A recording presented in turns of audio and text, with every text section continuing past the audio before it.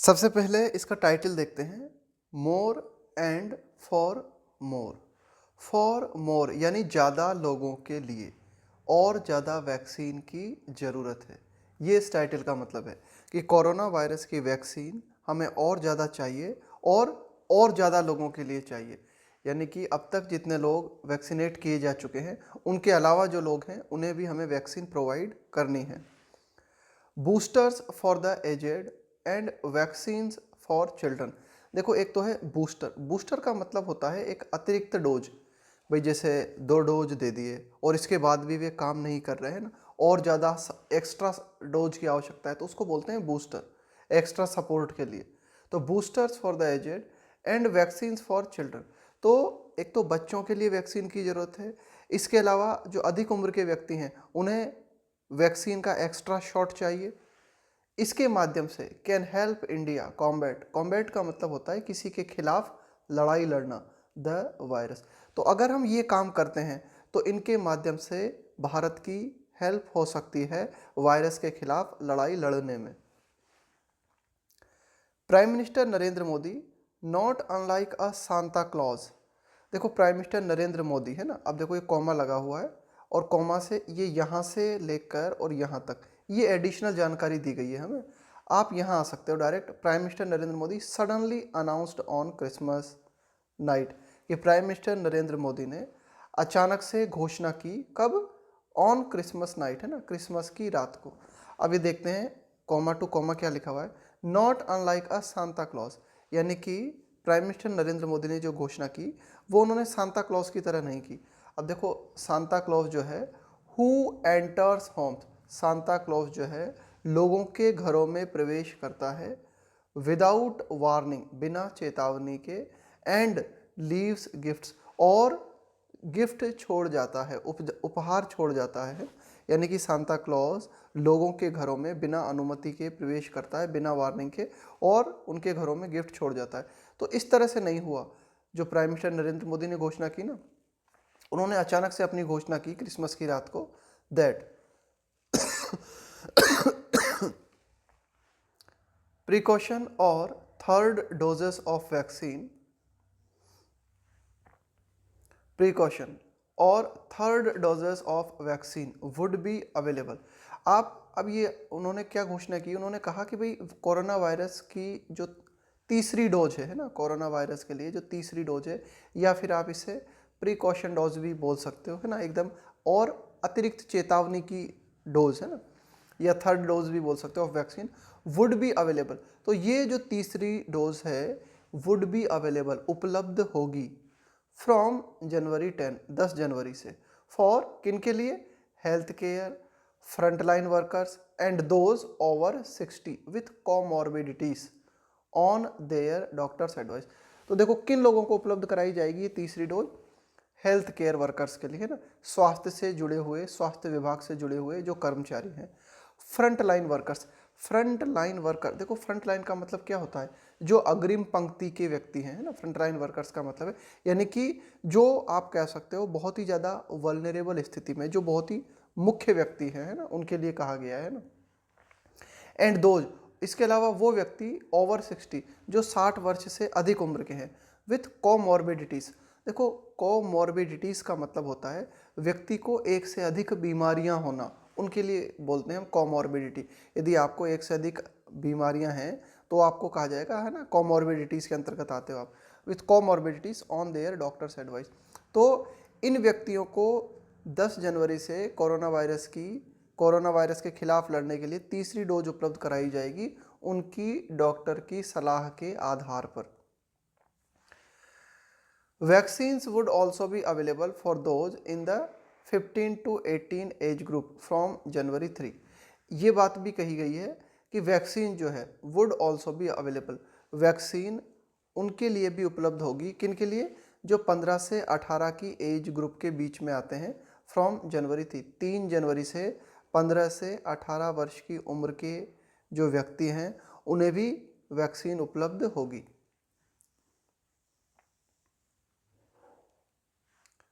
Since the emergence of Omicron, कि भाई ये जो कोरोना वायरस का ओमाइक्रॉन रूप सामने आया है, इमरजेंस का मतलब होता है उभर के सामने आना, है ना। Since the emergence of Omicron, तो ओमाइक्रॉन के सामने, ओमाइक्रॉन जब से हमारे सामने आया है, there has been a clamour, clamour का मतलब होता है शोर शराबा। तो इस बात का एक शोर शराबा हमें देखने को मिला है, इस बात का शोर शराबा रहा है among senior citizens for booster shots, among के बीच, यानी कि जो आप कह सकते हो सीनियर सिटीजन्स हैं, जो आप कह सकते हो कि उम्र में अधिक जो व्यक्ति हैं, उन्होंने बूस्टर शॉट के लिए बहुत ही शोर शराबा किया है कि भाई जो है बूस्टर शॉट प्रोवाइड कराया जाए। तो बूस्टर शॉट का मतलब है अतिरिक्त कोरोना वायरस की डोज, उसके लिए कहा गया है। तो ओमाइक्रॉन जब से सामने आया है तब से सीनियर सिटीजन्स के बीच में एक शोर शराबा देखने को मिला है कोरोना वायरस की तीसरी डोज को लेकर या फिर बूस्टर शॉट को लेकर। The announcement however was nearly simultaneous. देखो कोई भी चीज़ के लिए हम बोलते हैं ना साइमल्टेनियस, साइमल्टेनियस का मतलब होता है दो चीज़ों का एक साथ घटित होना। With another significant development, the announcement however was nearly simultaneous. तो प्राइम मिनिस्टर की ये जो घोषणा थी, ये जो अनाउंसमेंट था, ये लगभग साथ में था। किस चीज़ के साथ में? With another significant development, significant का मतलब होता है महत्वपूर्ण। एक और महत्वपूर्ण डेवलपमेंट हमें देखने को मिला है, एक और महत्वपूर्ण विकास हमें देखने को मिला है। किस चीज़ में? Of Covaxin being approved by the drug controller general of India. देखो ये जो शब्द आया है drug controller general of India, इस व्यक्ति का काम होता है drugs controller general of India, कि भारत में जो भी आप कह सकते हो कि जो भी वैक्सीन है या फिर जो भी दवाई है उसे यूज़ की परमिशन देना। तो कोवैक्सीन जो है उसको परमिशन दी गई है ऑफ बीइंग अप्रूव्ड, है ना, उसको भी अप्रूवल दे दिया गया है, मंजूरी दे दी गई है drugs controller general of India के द्वारा फॉर यूज़, प्रयोग करने की, इन दोज, उन लोगों के लिए ओवर 12 ईयर्स, कि 12 साल से अधिक उम्र के जो व्यक्ति हैं उनके लिए कोवैक्सीन का प्रयोग किया जा सकता है। इसकी मंजूरी drugs controller general of India के द्वारा दे दी गई है ना। तो ये एक महत्वपूर्ण डेवलपमेंट हुआ है और इसी डेवलपमेंट के साथ में प्राइम मिनिस्टर ने अपनी अनाउंसमेंट की, दोनों चीज़ें साथ में हुई। This would make it the second vaccine after ZyCoV D which has still to hit the market to be approved in the 12+ years category। देखो 12 साल से अधिक उम्र के व्यक्तियों में एक तरीके से जो वैक्सीन अप्रूव दी गई है, तो आप कह सकते हो पहली वैक्सीन जो अप्रूव की गई थी वो थी जाइकोव डी, और जाइकोव डी के बाद में ये दूसरी वैक्सीन हो जाएगी 12 साल से अधिक उम्र के व्यक्तियों के लिए जिसे मंजूरी दे दी गई है। दिस वुड मेक, यह बनाएगा, इट, कि ये जो कोवैक्सीन जिसको कि 12 वर्ष से अधिक उम्र के व्यक्तियों के लिए मंजूरी दी गई है ना, तो यह इस तरह से क्या बन जाएगी कोवैक्सीन, द सेकेंड वैक्सीन, ये दूसरी वैक्सीन बन जाएगी जाइकोव डी के बाद में, जिसे कि 12+ ईयर्स कैटेगरी के व्यक्तियों के लिए मंजूरी दे दी गई है। अब ये जो जाइकोव डी है which has still to hit the market, अभी मार्केट में नहीं आई है। स्टिल का मतलब है अभी बाकी है, अभी ऐसा हुआ नहीं है। विच हैज़, अब ये हैज़ टू आया है ना, हैज़ टू का मतलब है कि भाई ऐसा अभी होना है, हुआ नहीं, अभी ऐसा होगा। Which has still to hit the market, कि जाइकोव डी जिसको अभी मार्केट में आना है, अभी ये मार्केट में नहीं आई है, to be approved in the 12+ years category. तो जाइकोव डी के बाद में ये कोवैक्सीन जो है दूसरी वैक्सीन बन जाएगी जिसे कि 12+ ईयर्स कैटेगरी के लोगों के लिए मंजूरी दे दी गई है। There are close to 44 crore Indians below 18, कि 18 वर्ष से आप कह सकते हो कि कम उम्र के व्यक्तियों की संख्या अगर हम काउंट करें तो लगभग कितने हैं वे भारत में, 44 crore. A third of whom are, अब ये जो 44 करोड़ इंडियंस हैं जो कि 18 साल से कम उम्र के हैं, तो इनमें एक तिहाई जो हैं, a third of whom are 12 to 7 years old, तो एक तिहाई जो हैं 44 करोड़ में उनकी उम्र 12 से 17 वर्ष के बीच है। The experience with Covaxin has shown, Covaxin के साथ जो हमारा अनुभव रहा है उस अनुभव ने हमें ये बताया है that despite approval on the same day as Covishield, despite का मतलब होता है के बावजूद, अप्रूवल यानी मंजूरी, on the same day as Covishield, कि जिस दिन कोविशील्ड को मंजूरी दी गई थी, कोविशील्ड को अप्रूवल दिया गया था, उसी टाइम पे कोवैक्सीन को भी अप्रूवल दे दिया गया था। यानी कि कोवैक्सीन और कोविशील्ड दोनों को अप्रूवल जो है साथ में दिया गया था। लेकिन फिर भी कोवैक्सीन के मामले में हमने क्या देखा, 10 जनवरी, और इन दोनों दवाओं को अप्रूवल दिया गया था इस जनवरी के दौरान। It has been extremely slow, लेकिन ये जो कोवैक्सीन है ये बहुत ही एक्सट्रीमली मतलब ये बहुत ही ज़्यादा स्लो रही है to scale up. Scale up का मतलब है और इंक्रीज़ करना, किसी चीज़ को और ज़्यादा बढ़ाना। तो आप कह सकते हो कि कोविशील्ड जो है वो ज़्यादा मात्रा में रही है कोवैक्सीन की तुलना में। यानी कि कोवैक्सीन जो है ना, उसका स्तर, उसका स्केल, उसका पैमाना कम रहा है। With the 2-dose vaccine only accounting for about 10% of the nearly 141 crore doses that have been administered so far. So far का मतलब होता है अब तक, administer का मतलब होता है वितरित करना, है ना, प्रदान करना। जैसे दवा प्रदान करते हो आप, है ना, डोज प्रोवाइड कराते हो। तो एडिटोरियल कहता है कि विथ द 2-डोज वैक्सीन, कि जो 2 डोजेस हमने उपलब्ध कराई हैं अब तक, है ना, कि भाई सिंगल डोज हो गई और 2 डोज हमने जो उपलब्ध कराई हैं, with the two dose vaccine only accounting for about 10% of the nearly 141 crore doses, कि भाई 141 करोड़ डोजेस जो कि अब तक प्रोवाइड कराई गई है, उनमें कोवैक्सीन का जो योगदान है वो कितना है, 10%। Given that ZyCoV D's output is unknown. Given that का मतलब होता है, गिवन का मतलब होता है इस बात को ध्यान में रखते हुए, है ना, इस बात पर विचार करते हुए, that ZyCoV D's output, output का मतलब है नतीजा, इज अननोन, कि जाइकोव डी का क्या परिणाम होता है, जाइकोव डी का क्या नतीजा होता है, यह अभी हमें मालूम नहीं है। इट इज़ अनक्लियर, यह बात क्लियर नहीं है ना, इट इज़ अनक्लियर। इफ़, कि क्या, इट विल बी प्रैक्टिकल, कि क्या यह प्रैक्टिकल होगा, it will be practically available in January 2022।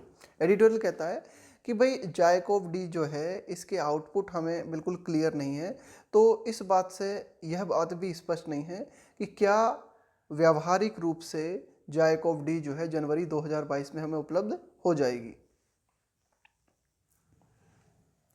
However, हालांकि द प्राइम मिनिस्टर्स इम्प्रॉम्प्चू अनाउंसमेंट, कि प्राइम मिनिस्टर का इम्प्रॉम्प्चू अनाउंसमेंट, है ना, इम्प्रॉम्प्चू का मतलब होता है बिना किसी प्लान के, है ना, unplanned.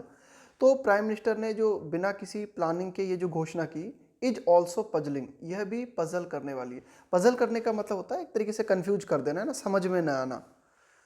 For more than a month, एक महीने से भी ज़्यादा, for more than a month, a National Technical Advisory Group on Immunisation. Immunisation का मतलब होता है प्रतिरक्षीकरण, कि भाई आपकी जो बॉडी है ना उसको एंटीबॉडी प्रोवाइड करना, है ना, प्रतिरक्षीकरण। तो एक टीम है हमारी इस इम्यूनाइजेशन से संबंधित, उस टीम का नाम है नेशनल टेक्निकल एडवाइजरी ग्रुप। तो उसने क्या किया, on Immunisation in India committee has reportedly been weighing. तो ये जो आप कह सकते हो इसके अंतर्गत जो एक कमिटी है, ऐसी रिपोर्ट हमारे पास है कि भाई National Technical Advisory Group on Immunisation in India committee जो है उसने क्या किया है, has been weighing the pros and cons. देखो, प्रोस का मतलब हो गया पॉजिटिव पॉइंट्स और कॉन्स का मतलब हो गया negative points of approving vaccines for children and senior citizens. तो ये जो टीम है हमारी, ये जो कमेटी है, ये क्या कर रही है, इस तरह की रिपोर्ट हमारे पास आई है कि ये क्या कर रही है, तौल रही है किन चीज़ को, पॉजिटिव पॉइंट्स, प्रोज एंड, है ना, कि भाई सकारात्मक पहलू और नकारात्मक पहलू of approving vaccines for children and senior citizens, कि बच्चों के लिए और जो सीनियर सिटीजन्स हैं उनको वैक्सीन अप्रूव करने से पहले वैक्सीन के क्या पॉजिटिव पॉइंट्स और क्या नेगेटिव पॉइंट्स हो सकते हैं बच्चों पर और सीनियर सिटीजन्स पर, इसको तौला जा रहा है, इसको मापा जा रहा है, किसके द्वारा, National Technical Advisory Group on Immunisation in India committee के द्वारा। Just a day before mister Modi's announcement, कि मिस्टर मोदी की घोषणा के जस्ट एक दिन पहले द ICMR, है ना, Indian Council of Medical research head, ICMR के जो हेड हैं उन्होंने कहा था, क्या कहा था, that this matter was still under debate, कि ये जो पूरा की पूरा मामला है अभी जो है आप कह सकते हो डिबेट के अंतर्गत है। अभी जो है इस बात पर अभी जो है बहस बनी हुई है, बहस चल रही है, अभी भी इस बात पर डिबेट बनी हुई है। In India's medico bureaucratic hierarchy.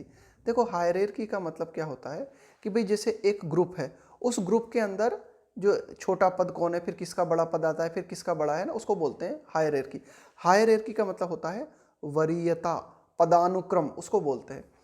तो भारत की मेडिकल क्षेत्र से जुड़ी हुई जो आप कह सकते हो नौकरशाही है, उसमें जो भी आप कह सकते हो छोटे बड़े डॉक्टर हैं, तो उनके बीच में अभी भी इस बात को लेकर डिबेट चल रही है ना, कि भाई जो है बच्चों के लिए और सीनियर सिटीजन्स के लिए क्या हम वैक्सीन अप्रूव कर सकते हैं ना। दीज इंक्लूडेड की क्वेश्चन। अब देखो जिन बातों को लेकर बहस है उनमें कुछ महत्वपूर्ण प्रश्न है। ऑन द एक्सटेंट टू विच, कि भाई किस सीमा तक, एक्सटेंट का मतलब होता है किस हद तक, किस सीमा तक, to which antibody levels waxed और वेंट। ये जो शब्द आया है वैक्स्ड है ना, वेन, वेन का मतलब होता है कम होना, रिड्यूस होना किसी चीज़ का। फॉलोइंग इम्यूनाइजेशन, कि जैसे सीनियर सिटीजन्स हैं उन्हें हमने क्या किया, कोरोना वायरस की दोनों डोज प्रदान कर दी, कोरोना वायरस वैक्सीन की दोनों डोज प्रदान कर दी। तो फॉलोइंग इम्यूनाइजेशन, कि व्यक्ति का इम्यूनाइजेशन कर देने के बाद में, व्यक्ति का प्रतिरक्षीकरण कर देने के बाद में किस स्तर तक व्यक्ति में एंटीबॉडीज कम हुई है। एक तो ये बहुत महत्वपूर्ण प्रश्न है ना, इसको जानना बहुत जरूरी है। Whether booster doses of the same vaccine would be effective. दूसरी बात ये आती है वेदर, कि क्या बूस्टर डोजेस, कि हम जो अतिरिक्त डोज देना चाहते हैं, जो बूस्टर डोज देना चाहते हैं ऑफ द सेम वैक्सीन, कि क्या उसी वैक्सीन की, भाई जिस वैक्सीन के 2 डोज हमने प्रोवाइड करा दिए, क्या उसी वैक्सीन की तीसरी डोज बूस्टर डोज के रूप में अगर हम देते हैं तो क्या वो वुड बी इफेक्टिव, क्या वो प्रभावी होगी, ये दूसरा प्रश्न है।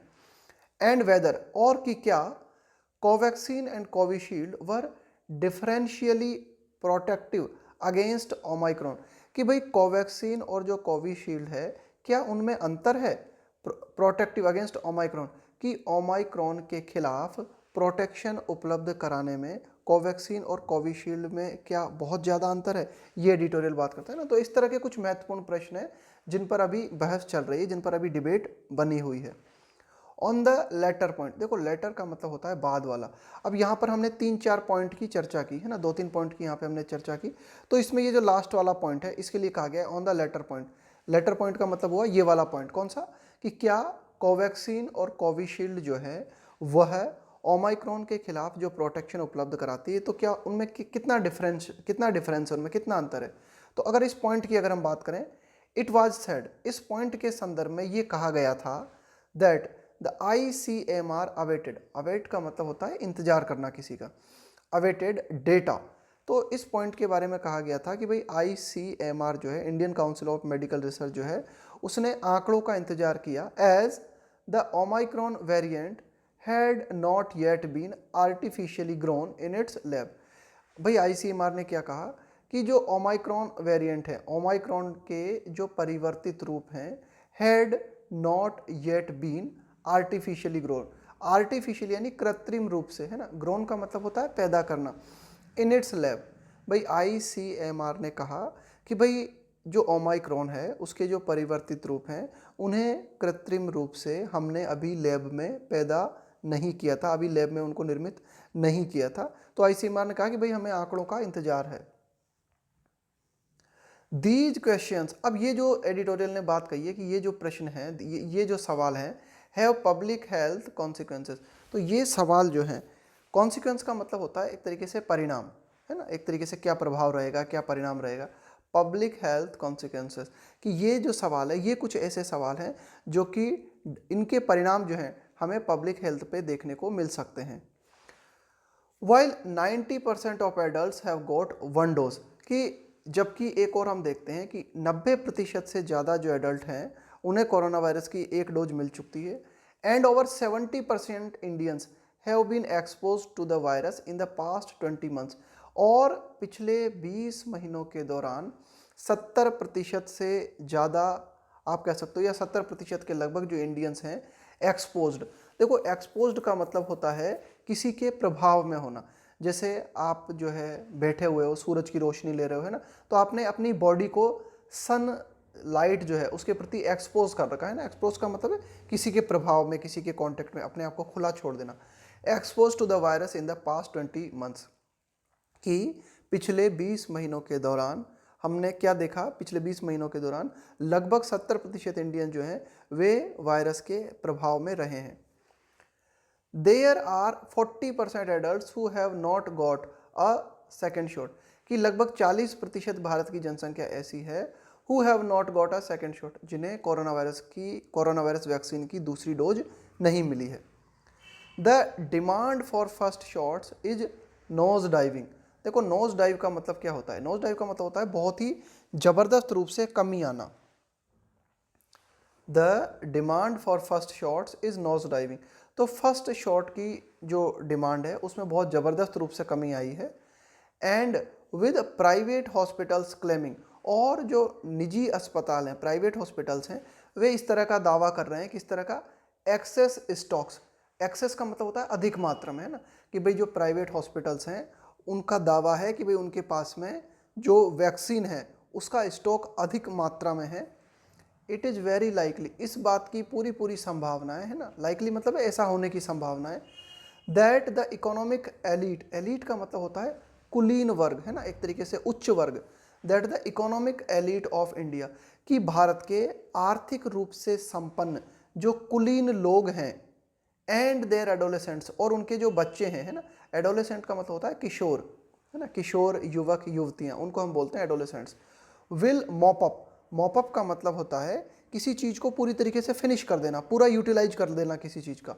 Will mop up available stocks, तो यही एडिटोरियल कहता है कि भाई पूरी पूरी संभावना है कि जब प्राइवेट हॉस्पिटल्स कह रहे हैं कि हमारे पास अतिरिक्त डोज अवेलेबल है वैक्सीन का, तो ये पूरी पूरी संभावना है कि जो आर्थिक रूप से संपन्न व्यक्ति हैं भारत के, और उनके जो बच्चे हैं, एडोलेसेंट्स हैं, उनके जो किशोर युवक युवतियां हैं, will mop up available stocks, वो क्या कर लेंगे? पूरी तरीके से फिनिश कर देंगे इस अवेलेबल स्टॉक्स को।